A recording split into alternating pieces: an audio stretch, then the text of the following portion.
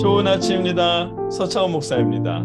오늘도 주님 안에서 자녀들과 깊은 교제를 나누는 복된 날이길 축복합니다. 오늘 우리가 함께 읽고 나눌 하나님의 말씀은 에베소서 6장 4절 말씀입니다. 제가 받들어 읽겠습니다. 또 아비들아, 너희 자녀를 노엽게 하지 말고 오직 주의 교훈과 훈계로 양육하라. 아멘. 어제 말씀에서는 부모님께 순종하는 것이 약속 있는 첫 계명이라고 말씀하셨습니다. 하나님의 약속은 잘 되고 땅에서 장수하는 것이라고 말씀하셨습니다. 구약의 출애굽기에서도 하신 말씀이고 신약에서도 어제 본문을 통해 말씀하셨습니다. 그만큼 부모님께 순종하는 것은 하나님의 분명한 뜻입니다. 복음을 위해 혹은 십자가에 충성하기 위해 부모님과의 관계를 무가치한 것으로 여기는 일은 성경적인 일이 아님을 알게 하셨습니다. 아울러 기독교가 가족관계를 무가치한 것으로 여긴다고 하는 사회의 편견은 말 그대로 잘못된 편견임을 알게 하셨습니다. 오늘 말씀은 이제 아버지들에게 말씀하십니다. 4절 말씀입니다. 또 아비들아, 너희 자녀를 노엽게 하지 말고 오직 주의 교훈과 훈계로 양육하라. 아멘. 부모님을 공경하라는 계명에 이어 이제는 아버지들에게 말씀하셨습니다. 그런데 자녀들에게는 부모님께 순종하라고 말씀하셔놓고 자녀에게 잘하는 일에 대해서는 부모님이 아닌 아버지에게만 말씀하십니다. 공동번역은 아버지를 어버이라고도 번역했지만 헬라어 단어의 의미는 아버지가 옳은 번역입니다. 헬라어로는 파테레스인데 TDNT라는 사전에 의하면 아주 드물게 어버이를 의미하는 경우도 있다고 합니다. 그러나 앞선 에베소서 6장 1절에 부모에게 순종하라고 하셨을 때는 고네이스라는 단어를 사용했기에 오늘 본문이 부모를 의미하려고 했다면 고네이스를 사용했을 것입니다.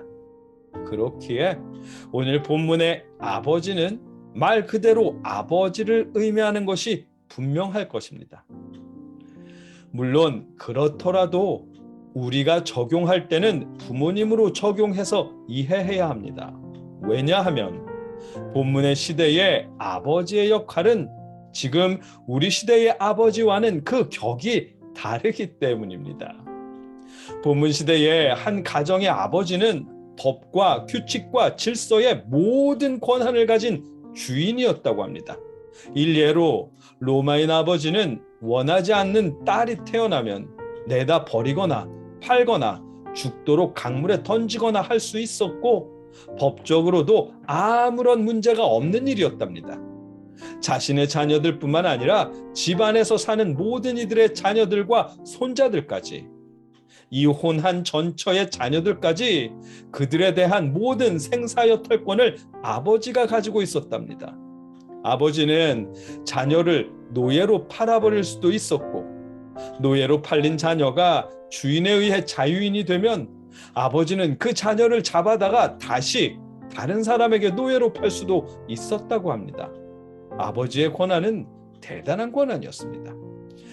그런가 하면 아들이 로마의 총독 중 한 사람이거나 로마에 큰 공을 세운 사람이거나 로마의 공무원일지라도 아버지는 그 아들을 구금하고 채찍질하거나 죽게 할 수도 있었답니다. 이처럼 에베소서 시대의 로마인들에게 있어 자녀들에 대한 아버지의 권세는 무소불위의 권력이었다고 합니다. 노예에 대한 주인의 권세보다도 자녀들에 대한 아버지의 권세가 더 컸다고 합니다. 이처럼 그 시대에 아버지에게 큰 권력이 집중되어 있었기에 그 시대의 자녀들을 노엽게 하고 자존심을 상하게 하고 자녀에게 원한을 살 만한 모든 일들은 아버지 때문에 비롯되는 일이었습니다. 그 시대에는 그랬습니다. 그래서 본문은 그런 아버지들에게 말씀하시는 것입니다. 또 아비들아, 너희 자녀를 노엽게 하지 말고 오직 주의 교훈과 훈계로 양육하라. 아멘. 아버지가 자녀들을 노엽게 하는 대신에 주님의 교훈과 훈계로 양육하라고 말씀하십니다. 물론 우리 시대는 부모님들에게 하시는 말씀입니다. 중요한 것은 세상적 기준이나 부모의 감정에 따라 양육하는 것이 아니라 주님의 교훈으로 양육해야 한다는 사실입니다. 말씀에서 노엽게 한다는 말은 우리 시대로 적용해서 예를 들면 이렇습니다. 자녀들의 성적이 떨어졌다고 속상한 부모님의 마음이 풀릴 때까지 잔소리하거나 화를 내거나 우리가 어렸을 때처럼 틀린 개수대로 회초리를 때리는 일들이 자녀를 노엽게 하는 일입니다. 왜냐하면 부모님의 감정으로 징계했기 때문입니다. 본문의 말씀은 화내거나 회초리를 대더라도 부모님의 감정에 따라 징계를 내리는 식으로 하지 말라는 말씀입니다. 대신에 자녀의 행동이 성적이 떨어진 이유가 잘못인 이유를 알려주고 바른 방향을 가르쳐주고 그 방향을 기억할 수 있도록 이끄는 훈계의 회초리여야 한다는 것입니다. 속상하거나 화가 난 상태로 화풀이성 잔소리나 징계성 회초리를 대는 것이 아니라 잘못을 어떻게 바로잡아야 하는지 가르쳐주고 그 깨달은 것을 잊지 않도록 훈계성 회초리여야 한다는 것입니다. 그래서 주의 교훈으로 훈계하고 양육하라고 말씀하신 것입니다. 부모님의 감정에 따르는 것이 아니라 주님의 교훈을 따라 양육하라는 것입니다.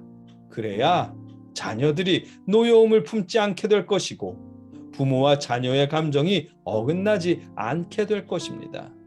오늘 말씀에서 주님의 교훈으로 훈계하고 양육하라고 말씀하신 이유입니다.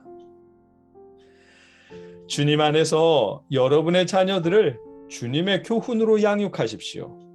최고가 되라거나 남보기에 부끄럽지 않게 잘난 사람이 되라거나 하는 그런 것을 강요하지 마십시오.